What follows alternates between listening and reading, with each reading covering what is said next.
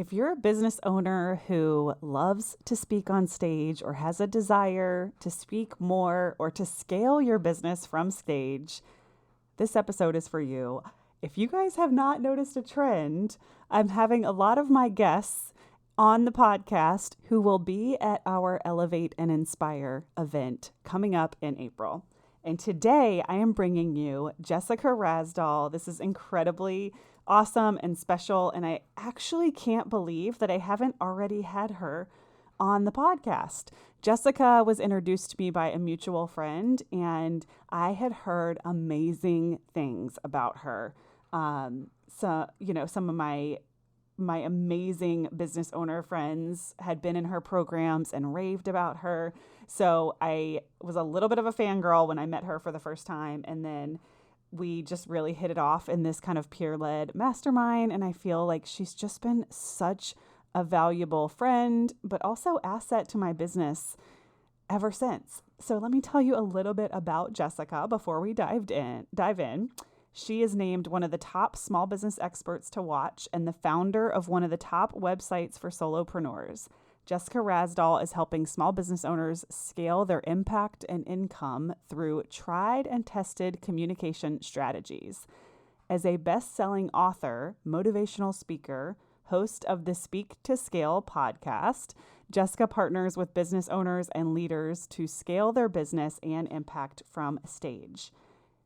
Jessica shares her story of turning her mess into a message for over 18 years. She's been doing this and has been featured on major international media outlets such as ABC's 2020, Katie Couric, The Guardian, MTV, Netflix, and many more.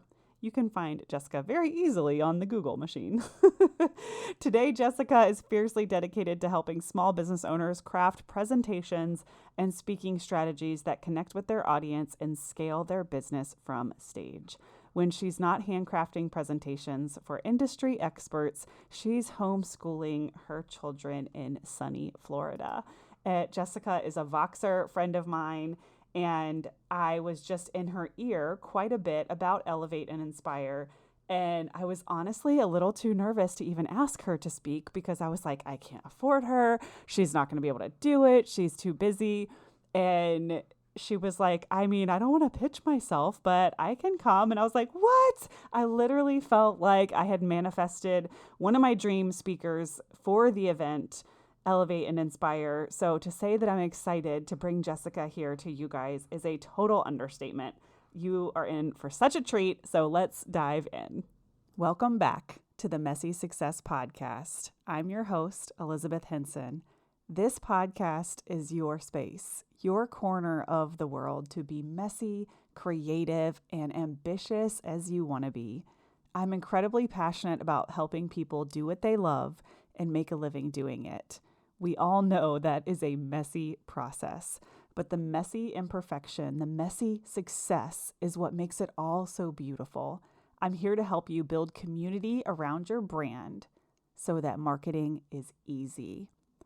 There's no such thing as a self-made millionaire, in my opinion. We're all in this together. We shine the light on others, focus on leadership, and our theme here for 2024 is the 1% adventure, where we're getting 1% better every single day. So what do you say we get started?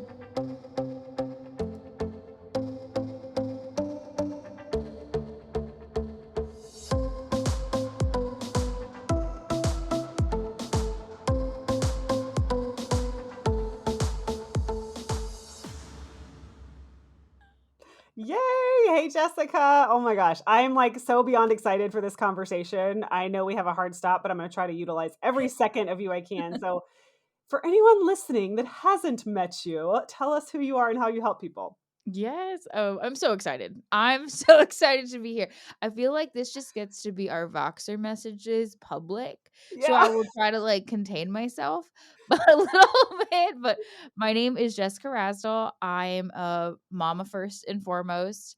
But I'm also run a public speaking training company where I help business owners and leaders use speaking to grow their mission, their platform, and the companies they've worked so hard to build. And I'm just really, really obsessed with helping people take the stories that they think don't matter or maybe are hard to share or what they think seemingly looks like everybody else's and share it in a way that protects their own heart, really drives others to take action and moves their brand forward. And it's like I just get to be this big puzzle piecer and I love Oh it. my gosh. And we were just before I hit record, we were kind of talking about like the evolution of what you do and kind of you're going in this new direction that's happened so easily. So tell listeners a little bit about like where you got started versus where you are now. This is probably the first time I'm going to share this evolution publicly. So this is exciting. I'm like getting all Oh, yay. situated in my seat. So I started speaking publicly, professionally in 2006. That's not a typo. 2006. Not a typo. And I I spoke for over a decade before I started my business. Yeah. And in starting my how far do we wanna go here, Liz? Like, how much do you want me to share? No, no. I mean, I think the backstory is a little bit important. I know your backstory, like you were kind of not forced into public speaking, Yeah, but it was but how you healed from yes. this traumatic event. So, Yeah, I didn't get into public speaking because I like speaking or the spotlight by any means. Like, let's make this very clear. I'm a big time introvert. I love my yeah. little bubble at home. I do not enjoy speaking publicly, yet it's my career. But when I was a senior in college, I had like all the hopes and dreams for my future. I was going to be in, some big marketing job on the whatever floor, but I threw it all away. And on a Friday night, I was the driver in a fatal car accident that almost took my life and claimed the life of my best friend who was in my passenger seat. And in a matter of moments, my whole world went from big dreams and future and everything ahead of me to, am I going to make it through? What happens if I do? And how will I ever do this without her? And now I was not only fighting for my own life, but I was being charged with the death of my best friend, facing 10 and a half to 15 years in prison. And I'm a fixer. I'm just one of Yeah. those people, like, I like to fix things, which you'll hear very clearly in how my business has evolved, but, like, I like to fix things, whether that's for myself or for others. I'm a fixer, and I couldn't fix this, right? There was nothing that I could do to change what had happened. There was nothing I could do to bring her back, but I could prevent others from repeating the same mistakes we had. I could go out and keep her memory alive. Like, I could try to find a reason to wake up every day and keep going. And so I started speaking. I started sharing our story. I started speaking anywhere anybody would have me, all around the country. And it just took off very quickly.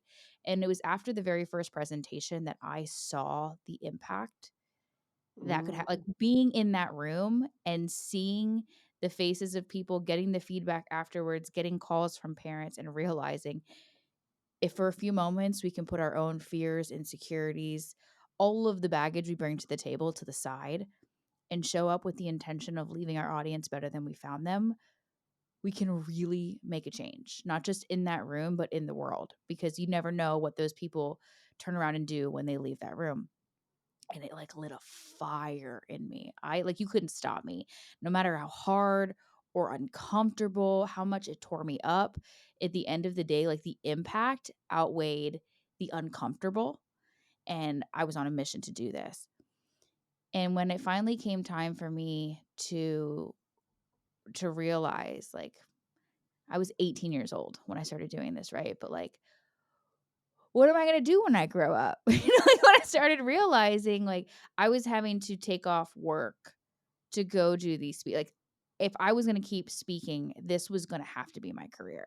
And, Mm. like, when I Yeah. realized, like, a lot of things had to change, the way that I was doing these presentations, how I was operating, this needed to become a business, and for years, people had just kept asking, like, you go and you speak, and they wanna work with you afterwards, and I did not have a business. I was just out here doing what I was supposed to be thought I was supposed to be doing, right? I didn't have any of these components in place, and I started working with business owners and helping them figure out what their stories were and how they could share those. Because if there was one thing that I had become really good at over that decade, it was telling a difficult story in a way that could help somebody else but protect my own heart. And I was like, Mm-hmm. I realized business owners were really bad this Yeah. because we're so good at sharing the highs and the success, but we do not share the relatable moments, the launches Yeah. that flop, the clients that ghost, all of the struggles that get us to where we are. We don't know how to share that in a way that doesn't minimize our credibility or feel like we're airing our dirty laundry, but doing it in a way that our audience feels like, wow, she really gets it. Like I can Yeah. trust her. Like there's a fine line in how you tell that story. And so in the beginning years of my business, I was working one-on-one with clients. I worked in small group coaching programs. I started like writing talks for people. And I took all of that curriculum that was being developed privately and turned it into a deep dive like coaching program, a year-long mentorship program. It evolved to be able to help a lot of business owners at once, and I loved it and everything was wonderful. But as my life changed behind the scenes over the years, I realized that my business needed to change with it. Mm-hmm. That my capacity, my life changed so much over these years in my business I started my business when I had my daughter who is now 10. Oh my gosh. and and then, I'm building this business with one kid. Then I have my second, I have maternity leave. My husband stayed home with the kids for a few years and my business was everything. And during those years, when we had lots of growth, we did lots of in-person events, we had lots of programs, lots of clients, like lots of people and different energies to manage. And it was Mm. doable in that season. But 2 years ago, we changed everything and we uprooted our family and moved in with my father-in-law to become full-time caregivers for him. And did I mention that I also homeschool my kids? and And this is I kinda when we became friends, I feel like when a lot of this was going down, like, you and were this making these big changes. massive shifts, and in my mind, I didn't really think through how that would impact me as a business owner because I was like, what does it matter? I've always run my business on part-time hours. Like I always have a nanny and homeschool half the day, do work half the day. What does this matter? I did not calculate the mental and emotional weight that caregiving would Mm. have on me. Mhm. And about 6 months into the move, I was really feeling conflicted. I was like could hear loud and clear that I was supposed to close down my big coaching programs, but I could not for the life of me figure out what the next step was. And I kept holding it loosely and just like one step after the other. I'm like, I'm just going to figure it out. And finally I was like, I got to call it. Like I can't go from being inside of our house with five different people, five different energies all the time, taking care of everybody to coming outside and then taking care of 30 plus people inside of a container. Like I just was like, I got to back this down. Yeah. And I decided I was going to pull that back and go back to working privately with clients one on one, and which is fine. And I did that. And I did that for probably about 6 months, kind of just seeing where it would go. I didn't make decisions. I didn't have a big plan. I felt like for the last few years, I've been holding my hands like really closed and fist shut. And I was like, knew I was entering a season where I would like flip my hands open and just Just see what happens. see where was I being called? Like, what am I really supposed to be doing? And in Q4 of last year, which is just a few months ago, Uh-huh. I realized I was like, I love working intimately with clients. I love working with them privately, but my clients are so busy. They're so busy. These are people who are doing incredible things in the world. They have a really full plate, and then they hire me to build them out this great speaking strategy or to write this amazing talk for them. And then they don't have the capacity to go find those speaking opportunities, to close those speaking opportunities, to get press and PR and do all these things. And I was like, well, what if I just started helping you with that? Like, what if I could start finding some events for you, pitching some of these events for you, like almost being a partner with you on your speaking journey so that one, you can make a bigger impact. Two, you don't have to add anything else to your plate. But three, I can really feel tied to the outcome. Like that for Mhm. me is really fulfilling. And I feel like I had been missing that a lot over the years. And so, very, very quickly, within a matter of 60 days, what I thought was going to be me taking a little bit of work off my client's plate turned into a full fledged speaking agency where I manage accounts for our clients. I'm able to find them speaking opportunities, navigate negotiations, close the deals, get them PR. We've brought on a publicist in house. Like I had no idea that this is where my business would go. At the time of recording this, we have no website, we have no social platform for the agency. We have a full roster of clients. And like my head is still spinning trying to wrap my mind around not just what is happening but the results that they're getting. I think Yeah. about almost all of these clients I've worked with in the past. And So, the like, some of result them started in, like, your entry level programs, and now they've Yes. grown. Yes. Yes, people who've come to our in-person stuff and their businesses have grown, their speaking journey's grown, and they keep coming back. And this time for me to be able to see the results we could get in like 30, 60, 90 days versus 3 years. Mhm. I just cannot Well, and begin I to mean, comprehend. I love that you shared this because it's interesting, but what I think is most valuable and most important here is, like, that you had an open mind, you didn't force anything. Like, you didn't This say, was "I'm not gonna my force plan. this to work." It's This like was not my plan. yeah, yeah, but you were just open to, like, what your clients needed, what the universe was delivering, what felt aligned, like, all of these things, right? Because so often we see people that, "Well, I'm gonna do that, but it's because I need the money," or, "I'm gonna do that because it's just like, they just keep coming to me." But, like, this is But one of that's those what everybody situations else where, like is doing, right? Like, yeah, this is like, what you're they paying say is the way we need attention. to work with people this year. Like, no. Yeah, yeah, you're paying attention to, like, what feels good and what's serving the client, and when we pay attention to those things, like, they can all happen. And what came to me, and I don't even know if you've thought of it in this way, like, bringing this full circle, the business that you have now, imagine if you could almost serve your 18-year-old self, like, Right. how powerful that would be, right? Like, you can literally take an 18-year-old going through something that wants to, have the impact on the world that you did, and, like, on a silver platter, here's how you do it, and we can do it for you. So, it's funny you should say that because when I was about I'd say I wasn't 18. I'd been speaking for a while at this point. I was probably like 25. And this is one of those things that propelled me into starting my business. A friend of mine who was also a speaker but had been much more established than I was. This is when I was trying to figure out, how do I make this how do I make the numbers make sense? Mhm. She had an agent and she scheduled a lunch with me and her agent. And I went to lunch. I went on like a little coffee date in person with the speaker agent. And at this point, I had been on every international media outlet you could think of, everywhere. My story had been everywhere. I'd been on 2020, I'd been on Today Show, Good Morning America, everything. And she was like, "You have an amazing story. You're an incredible speaker." She's like, "You have the clout, but you don't have any of the marketing assets in place. Mhm.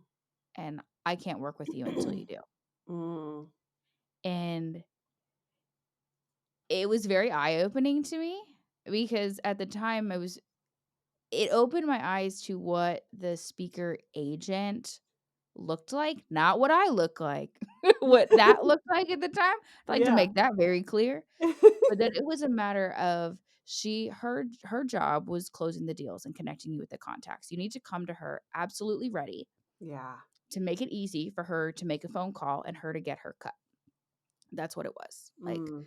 and for her, she was like, "You've got the makings of all the great things, but until you have this great speaker reel, until you have this great speaker website, until you have these marketing assets, I can't do my part." Mm.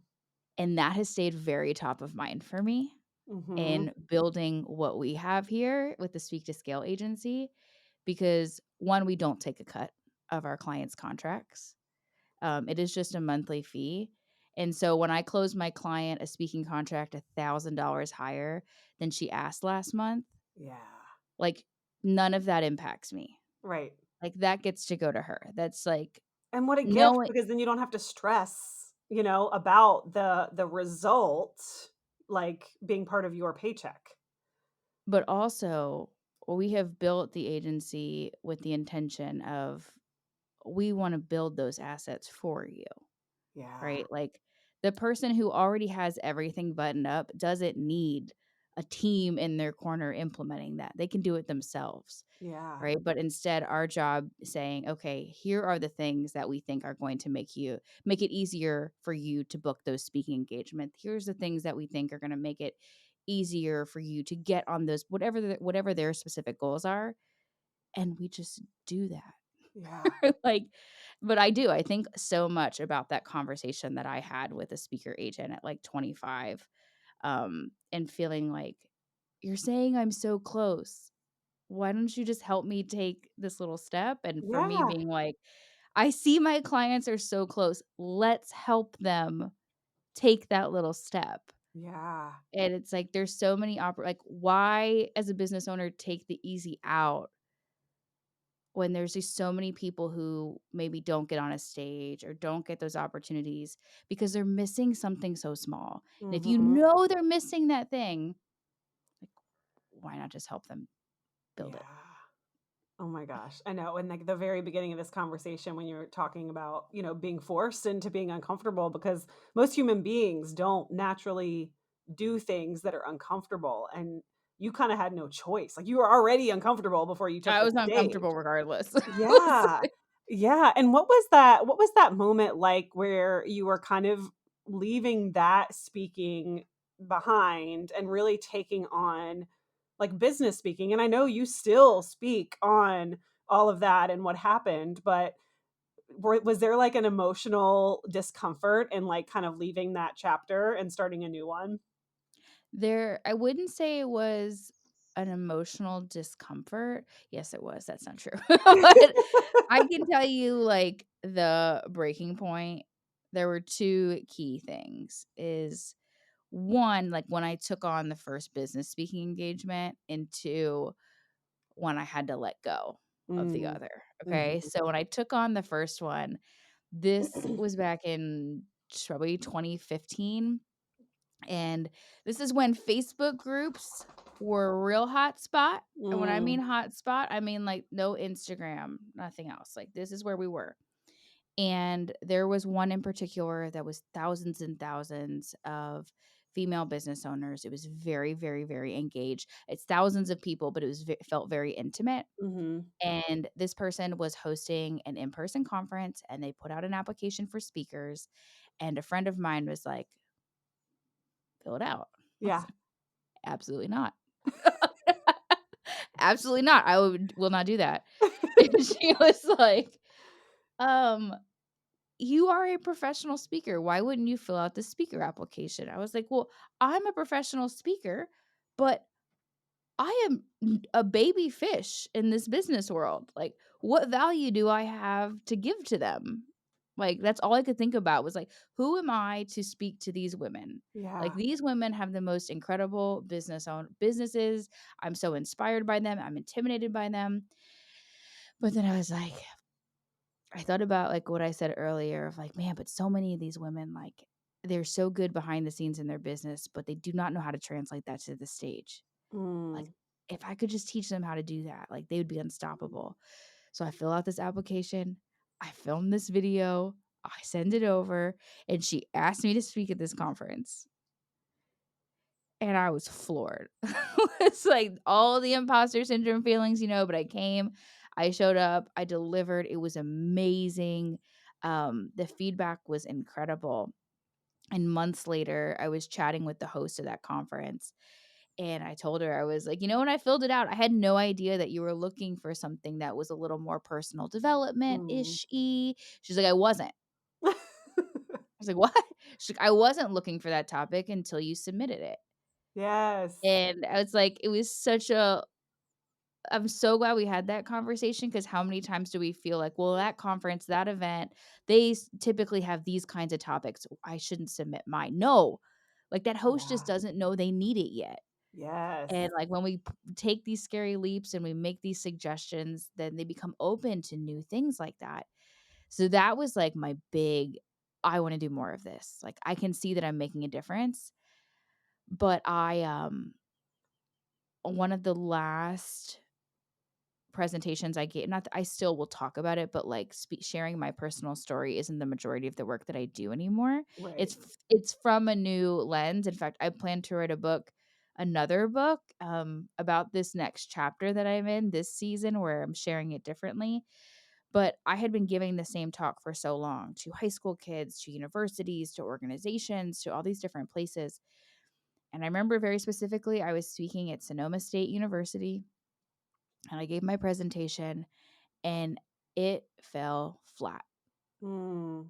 And for probably a year leading up to it, I was starting to feel a little disconnect and I couldn't figure out what it was. And this presentation, when a student asked a question in the audience, I quickly realized there's now so much of a divide between what life looked like as an 18-year-old when I was growing up to what life looks like as an 18-year-old to them, that they couldn't even wrap their mind around the circumstances of what Yeah. happened that night. And I realized I was like, I'm getting too old for this. Well, It's now you're like, like a grown up who made a mistake versus them seeing themselves. well, the kid was like so Yeah. upset, was why didn't you call an Uber? And I realized, oh, oh, Yeah. we're in two completely different worlds. Okay, you don't Yeah. Because understand this that. was practically a decade later. Yeah, this was 2006, Yeah. and I quickly realized, okay, and the next presentation I gave after that, I adjusted my entry story, realized I was missing the mark on that, everything Mhm. was good, that one went really well, but it was no longer feeling really well to me Mm. because that was the story I had been telling, but it wasn't necessarily the story I needed to tell. I think a lot of times when I'm working with business owners on their stories, we can get really hung up. It's not a question of, like, should we share our story, but it's a question of, like, what chapter of our story do we Yeah. need to be sharing? And it was time for me to share a different chapter, Yeah. but I really struggled to let go of the other one because I felt an obligation to keep sharing it, like, I felt a personal obligation, and I remember I was sitting down with my mom, and I was telling her about this, and she can just be such a great mirror to me sometimes, and she was like, you've done your part." Yeah. I was like, "Yeah, okay, but no, I didn't." And she's like, "Listen, when you sat down and first gave these presentations, like I was on a mission to do as many as I could because I knew I would only be able to do it for a little while. Yeah. Whether it was because of prison sentence that I was facing or if it was because the fact that I was only going to be relatable for a little while, I knew that my time was limited." Mhm. And she was like, "You stretched that window of limited time much further than anyone expected. Yeah. It's okay to be done." Yeah. And I was just like, I needed to hear it from somebody else. I needed somebody else to remind me that in the very beginning, when I started, I knew this was not something I would do forever. Mhm. But once you get into that, it's hard to like step away and say, okay, I'm done, Yeah. on to something else. But it wasn't that I was done or that this didn't matter anymore. It just needed to look different going Mhm. forward. Yeah. Oh my gosh, so good. So good. Um, that kinda gave me goosebumps too, like, just your mom saying that, right? Like, that permission to and there's a ripple effect here. So, like, even though you're not speaking on that anymore, like, it lives on. Like, it lives on in all those media publications. You said you were on every one that's possible. It's kind of like you conquered, right? Like, you hit all the I wrote a spots. book that I wrote the book that I looked for Yeah. so that people in that scenario could go and grab what I wish I had had, like, I did Mhm. all the things. I Yeah. did everything, but there's still that part of you that is like, "But did I do enough?" Yeah. Like, Yeah. but I know that's my own, like, survivor's guilt. That's not it. There was never gonna be a box that's like, "You did enough." Right. And hearing her kind of mirror that back to me to let me know and remind me of what I had said so Yes. long ago, because I very quickly forgot that, um, was like everything I needed to hear. Yeah. 'Cause when somebody you love, like somebody who loves you tells you things, you're like, whatever, you're And that's just your saying that." mom. Oh my God. You're Anything. saying that because 'cause you're my mom. Yes. But for her to be like, "Remember what you said?" I was like, "Hmm, Hmm. okay, you're You're right." right. And another really powerful thing too that I want to reiterate here is when you submitted to speak at that conference, like it was so good that they didn't know they wanted it. And that's like, man, if we as business owners like can lean into that, like let's make our signature talk or whatever we're working on, our webinar, our social media. If we make it so good that people don't even know they want it until they see it, like, yes. And we talked about this with my event because you were like, well, what topics do you want? And I was like, well, kind of like this umbrella, but that's what I wanted. I wanted people to wow me and for it to be really easy for me to say yes to this person in this topic. So that's really powerful. Talk a little bit about how this new venture, this like more of an agency model, kind of helps people with that wow factor. Yeah, well, we're too close to our own Mm, stuff to see what's valuable, right? Like, we're all just way too close. I think about that right now with, like, our clients. We've got clients who are great coaches, consultants, business owners. We've got corporate executives. We've got, like, they're all across the board and what they do, but all of them are incredible business owners who everything just feels really easy mhm, to them or simple. They've done it for a long time, and how could that be valuable? That's not cool. Like, why would I pitch that? But we all forget of how life-changing a little bit of knowledge from our area of expertise can be to somebody who's never walked in our shoes. mhm, And I think one of the best things you can do is, one of my favorite ways to try these things on, and what we've been doing with our clients a lot is getting them press interviews prior to speaking mm, engagements. mhm. Because I have found one of my favorite ways to find new things to talk about or great pieces of content is being interviewed on a podcast. Like, Yes. right? Or I'm me like, being like, "Jessica, do a podcast on this," and also I'm like, oh, great idea. because I do But that. because for me, if I just have to keep creating solo episodes or coming up with content ideas on my own, nothing I do sounds exciting. I Yeah, do this all day, every day. yeah, But when somebody who is not in your zone of genius and you start to just have conversations and you get to share parts of your genius with somebody else and you can see their wow. You can see them be like, I had no idea. That's so fascinating. Tell me more. You're like, huh, yeah. that's the thing? Like, Yeah, it's like your whole that's the episode on twist. pay to play. I'm like, "Oh my god, I just learned so much," and you're probably like, "I could do this in my sleep," right? Like, "I could talk about this in my sleep. It's so obvious." And I'm like, "No, it's not obvious. Thank you."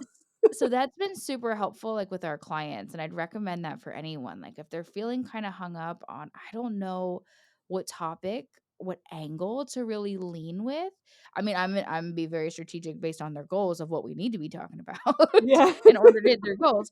But a lot of times, like, doing interviews is gonna give you so much insight. So we've been Yes. focusing on getting them podcast interviews, getting them, press placements, like, articles written about them, because when you're asked questions instead of forced to come up with the content, it helps you look at your subject matter a little bit differently and helps you put yourself in the seat of your audience rather than like from your perspective on the stage. So if you're Yeah. feeling stagnant with your content, if you're feeling like, I don't know, I need a fresh angle, go on a podcast. Go on a Yes. podcast, and not just any podcast, because some people don't ask very good questions. Go on one with somebody who's really good. I know the one person, like our friend Joey, he asks the best questions, Yeah. and like somebody who's curious. Like, you need to talk to someone who's Someone who curious, wants to not just learn. Like, I owe it when people come on my podcast, I'm always like, "I will probably build out a scenario where you can coach me on the spot," because that's what like, that's how my audience is gonna learn the best too. Like, I know if I'm taking notes and I walk away from this, learn something, they're going to too. yeah, Yeah. absolutely. Yeah, and then there's the people that are like, "Oh, they're just asking me on their podcast because they want coaching for free." And I'm like, "Well, that's only helping you if you get to coach them publicly, right?" And then somebody gets to see you in your zone, like, Right. it's all good stuff, like, it's all good stuff. Oh my gosh, so good. And I'm like, speaking of that, what can we come up with?" So there was 2 things I wanted to make sure I saved time for. Got it. Because you already did a whole podcast episode on the pay to play, and rather than spend time there, I'll just send everyone to go listen to that because it was really, really good.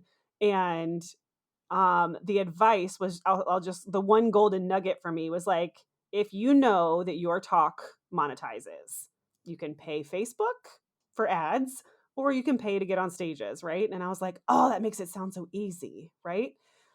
So that was just gold. The thing I wanted to your next podcast episode to be about is a little bit of this like I'm all etiquette. ears. I know, like this there's such an etiquette, and I'm always in Jessica's ear. I'm like, Ugh, am I being okay? Am I being appropriate? But the some of the rejection emails that I got from people that I was inviting to fill out the speaker application, whether it was word of mouth, whether it was a friend of mine, it doesn't matter. I was very disappointed just as a society as a whole with these really short no thanks, thanks but no thanks, emails. Um do you think there's been a shift? Are people not valuing of all like that personal connection anymore? Is email just kind of turned into this, to the wayside thing? What are your thoughts? Like as a professional speaker that probably has to say no a lot, like a what are your lot. thoughts? Um, One of the biggest things that I have seen, and which has been really cool about what I do now, is one of my clients, she's an agency client now. She initially came in to for help with writing a talk, and we were working on that while this agency thing came to life, and she became a part of the agency. But prior to the agency existing, she hired a virtual assistant to help her with some of the speaking stuff, right? Because she Mhm. was overwhelmed. You're trying to run a business, you're trying to develop a great talk, you're trying to field these inquiries, you're trying to do all the things. But hiring a virtual assistant who has zero experience in public speaking admin is Mm. not always the best scenario.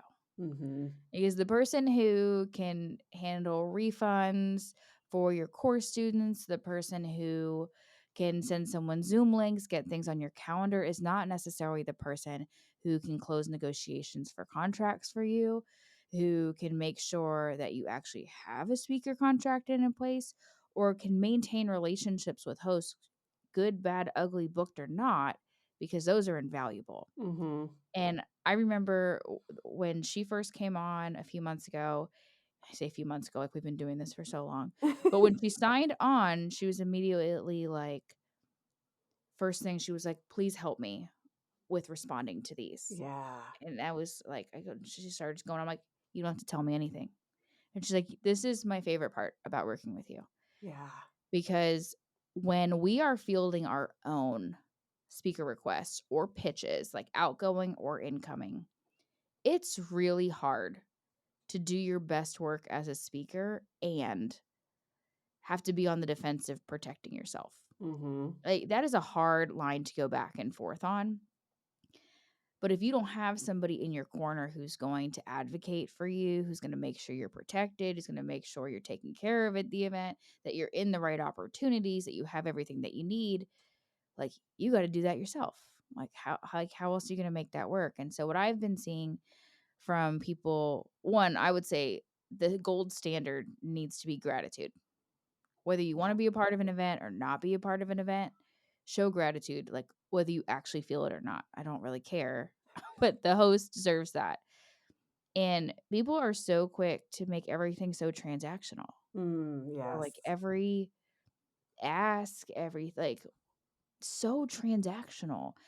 And I can tell you, 20 plus years, oh, yeah, I'm old, speaking, relationships are everything. Mhm. You can send all the pitches you want, but relationships open more doors than anything. Mhm. And I've had people who didn't have a budget to pay me one year come back a few years later because they got a grant right? Just Yeah. because they couldn't afford me, it wasn't a no, I'm not speaking there. Gross. It was a, let's try to make this work when we couldn't make it work. It's I'm staying in touch with you. Let's see what we can do in the years ahead. I don't know. I just the idea of looking at people as like this checks and balances thing, I can't.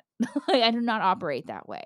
And Yeah. even if it's an absolute no for me from a speaking engagement, I would never be short or rude with someone because of that. Like they're getting out of their comfort zone. They're doing the scary thing and asking you to be a part of their event.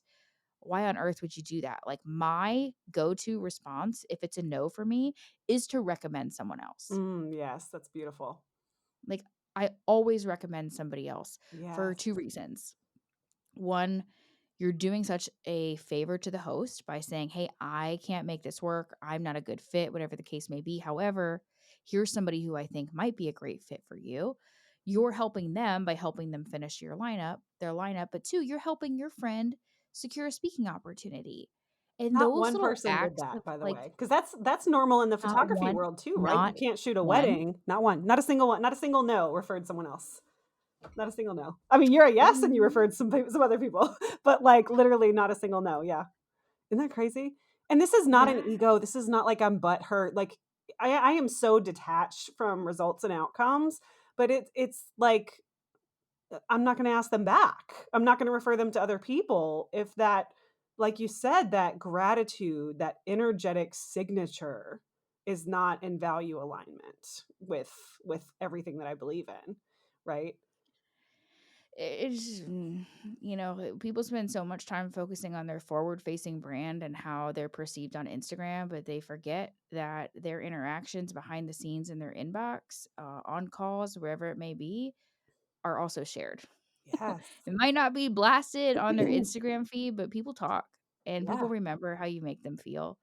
And to go and spend so much time building a forward facing brand only to act a completely different way behind the scenes, like, what's the point?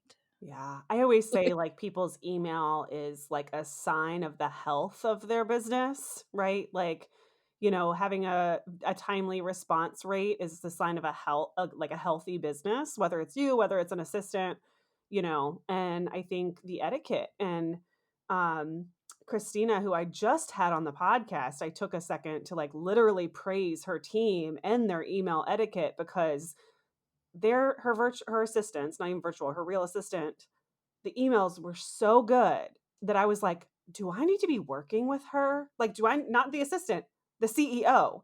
Because to me, it was such a reflection of the CEO having her stuff together that it trickled all the way down to the team that I was like, do I need to hire her? Like, she's literally places, goals, right? And like, I know it's 2024, but to me, it's like that's an opportunity like to wow or to disappoint, right? And I get it. I mean, I have a podcast. I'm a speaker. I get pitches every single day, right? Whether it's Yeah. people wanting to come on my show or asking me to be a part of, to come on their show, to come to their event, to be a part of their bundle, to be a part of their collaboration, whatever the thing. Like, I'm every day. Yeah. There's And something that's that not needs I'm a not yes or a no. necessarily talking about the cold pitches. Those I just don't respond, right? Yes. I'm And that's talking what I was like going to say. I'm like, I'm yeah. And I talking want like to make sure that, friends, like, we're not talking about, like people I've masterminded with, people that have booked coffee chats with me, people that I said so and so referred you, right? That's kind of what I'm talking about. I'm talking about like the real human beings. I said yes to a podcast pitch, a cold pitch like that was a PR company one time. And it did not go well. You know what I mean? Like they're not usually doing their true research and making that person connection. I'm sure you are because you're of a different breed, but for the most part, like the cold pitches are exactly that, right? it's, yeah. And that's what I was like, say is that, I'm not talking about the people who are in your inbox trying to take advantage of you, Yeah, right? Those protect your boundaries.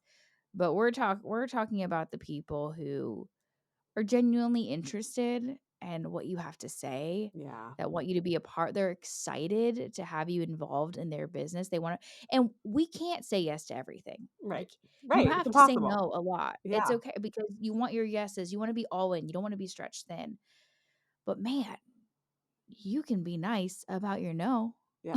Like, Yeah. it goes so far. It It really goes does. so far. Yeah, and that's And everything in life, right? Like, I mean, I know I'm using emails as an example, but it's surprised me, and I'm pretty rarely surprised. And it really surprised me just like as a whole that that was kind of the vibe, right? Okay, the next thing, 'cause I know we're running out of time here. The next opportunity for you to give me feedback.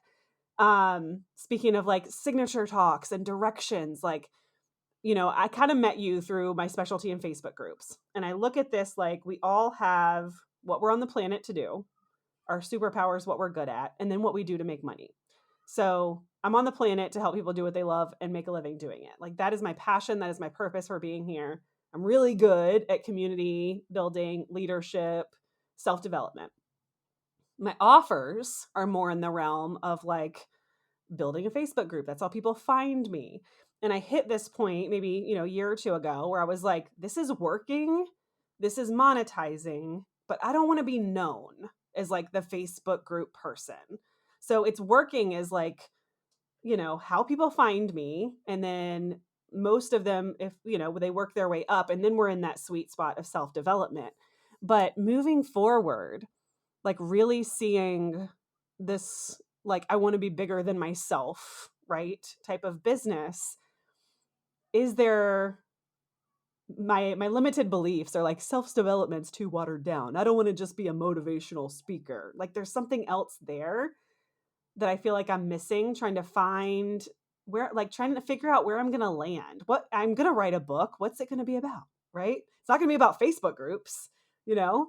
So like finding that sweet spot of why I'm on the planet and doing money to make like doing that to make money versus like having to like reverse engineer like what people roll out of bed wanting. Because that's what all the marketers teach, right? Like what's the pain point? What are they rolling out of bed saying that they want? But then I'm hearing you with this success story of the talk is so good, they didn't know they wanted it until they saw it. It's like that's where I want to be. we're so often in the marketing bubble that we forget there's a whole lot more to the work that we do than marketing. Yeah. And I remind myself of that a lot of like at the end of the day, I am not a marketer. I'm not. That's not what I do. And when I cannot listen to the marketers. There's Yeah. what I do is more than that.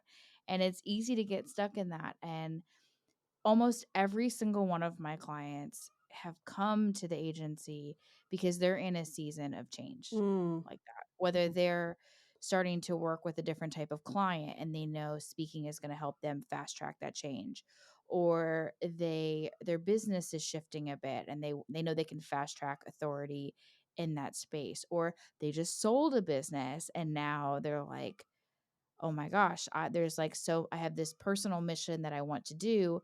How do I make it all work? Like they're using speaking as the vehicle. And so with that, I would say you're probably too close to figure that out on Yeah. your own. Like Yeah. that's, y- I'm not saying that because I'm trying to, this is not a sales call. This is not what I'm doing. But in that scenario, you are probably too close Yeah. to figure out what that next topic would be. Um, I love that. And Christina's feedback was like lead with the vision, right? Like I'm leading with the bottom of the scale just cuz that's easy, but it's almost like I need to actually lead with the vision, the bigger, the wildest craziest yeah. dream, you know?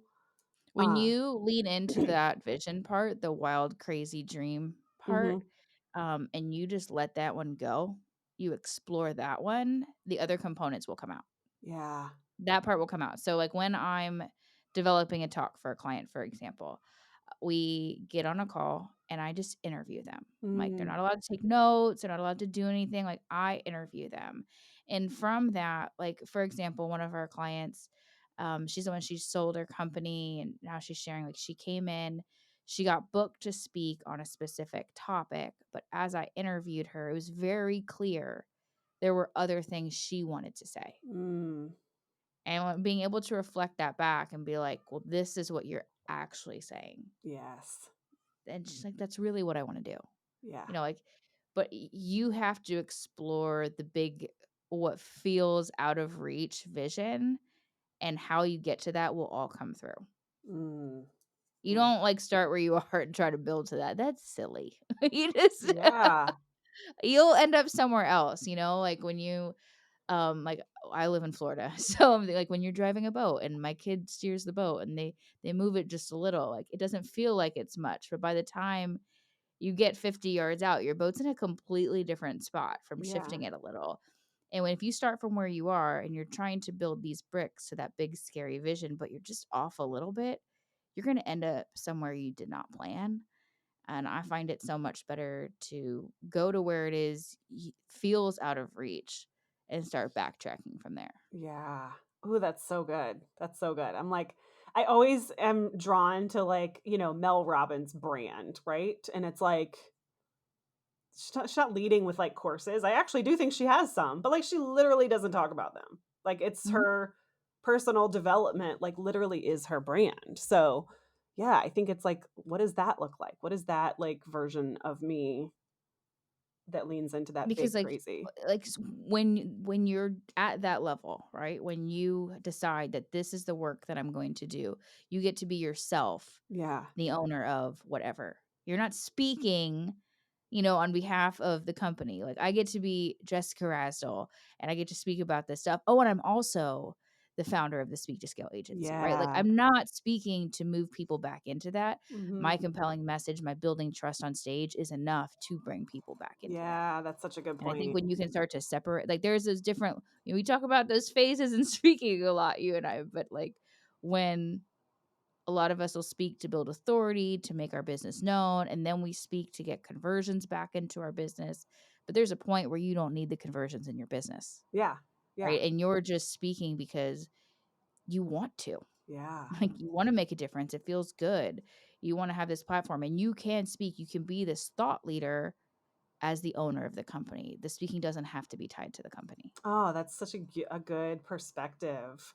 It's almost like the Facebook group stuff that makes me money doesn't need me anymore. No, Like, yeah. but you can be the founder of that. You can share the Yeah. success stories of that. Ooh, okay, that's really good. That like made it feel like something else is possible. Yeah. And you're so good at answering questions too. I don't know if you have like professional coaching training, but I've always noticed I love asking you questions because you like based on what I just heard you say, this is the answer. Like you don't need my answer. You literally just said it. Yes, when I first started my business, I did go through coach training. Yeah. So I was very because I respect like the coaching realm so much. Like when I was into my business and I knew that I would be giving out strategy, like I'm like I don't want to call myself a coach. Like there's coaching in the work that we do, but I am going to give people answers. So I can't call myself a coach because I Yeah. held that word coach like so closely. Um, but yeah, I like to bring a bit of a mix to the table of like, I'm going to coach you, I'm going to ask you the tough questions, but I'm also going to hand you the strategy and coach you through implementing that to make sure we actually bring it to life. Yeah, and it's all of it. Okay, I know we're running short on time, and at Elevate and Inspire, you are gonna be talking about this whole billboard concept. So before we have to run, get people a little bit excited about this billboard talk. What does that mean? I'm so excited. So, we go back to that first presentation I gave at that business conference that like propelled me into all of this. It stems from that. Okay. And Okay. to watch these incredible business owners in the room. But so often in business, we hear, we see story brand and all these different things. And we're like, I need to tell a story. Stories are what matter. Stories are what work. And we just start story stuffing. We Mhm. just start slapping them everywhere and wondering why they feel weird or uncomfortable or disjointed or they feel fabricated or disingenuous.